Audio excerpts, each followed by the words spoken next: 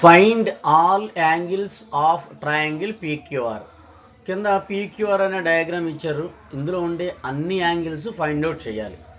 Find out చేయాలంటే first triangle యొక్క property ఏంటో తెలుసుకోవాలి. ఏంటి ట్రయాంగిల్ యొక్క ప్రాపర్టీ ఏంటి? Some of 3 angles in a triangle is equal to 180 degrees. ఈ ప్రాపర్టీని బేస్ చేసుకుని మనం ప్రాబ్లం చేద్దాం.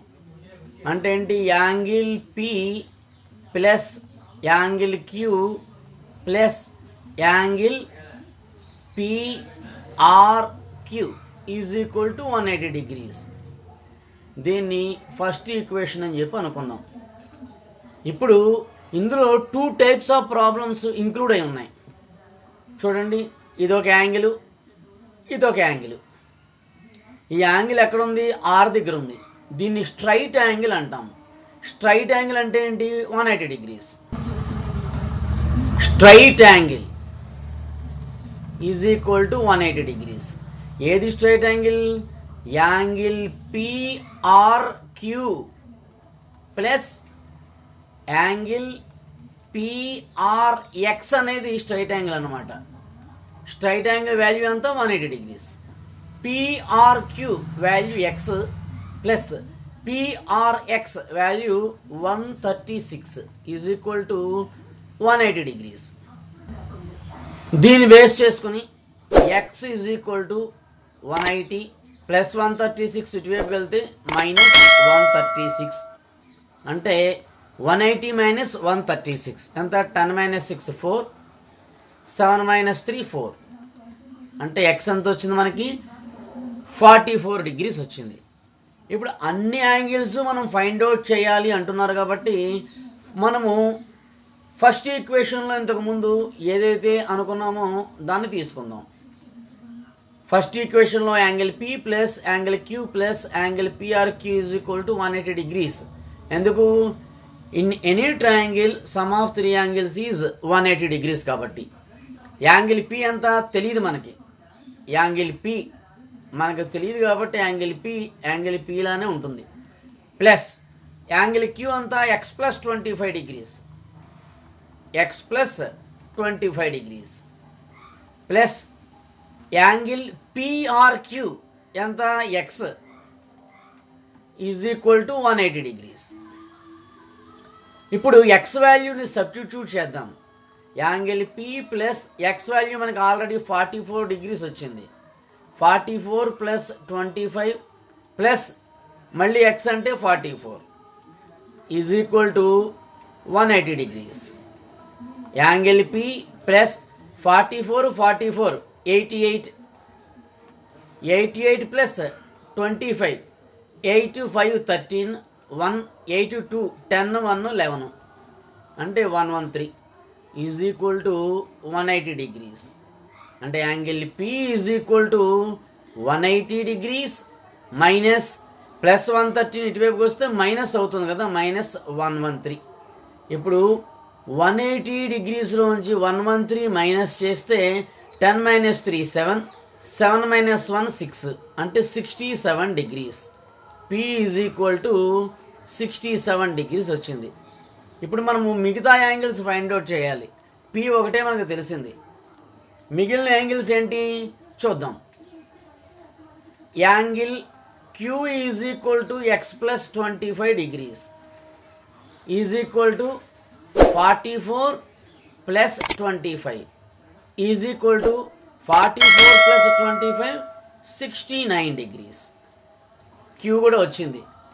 ఇంకా యాంగిల్ PRQ అంతా x ఆల్రెడీ మనం ఫైండ్ అవుట్ చేసాం పైన. దాని వాల్యూ అంతా 44 degrees. అంటే P వాల్యూ 67 degrees వచ్చింది, Q వాల్యూ 69 degrees వచ్చింది, యాంగిల్ PRQ వాల్యూ 44 degrees వచ్చింది. Therefore angle P is equal to 67 degrees, angle Q is equal to 69 degrees, angle PRQ is equal to 44 degrees. ఈ angles correct అవునా కదా మనం check చేద్దాం. Verification. Some of 3 angles is equal to 180 degrees అని చెప్పి మనకు తెలుసు.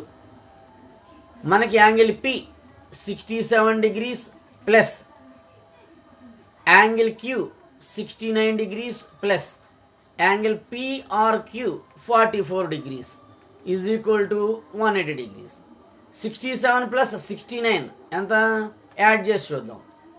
67 69 9 7 16 1 6 6 12 1 13 ప్లస్ 44 6 4 10 1 3 4 7 1 8 180 degrees వచ్చేసింది.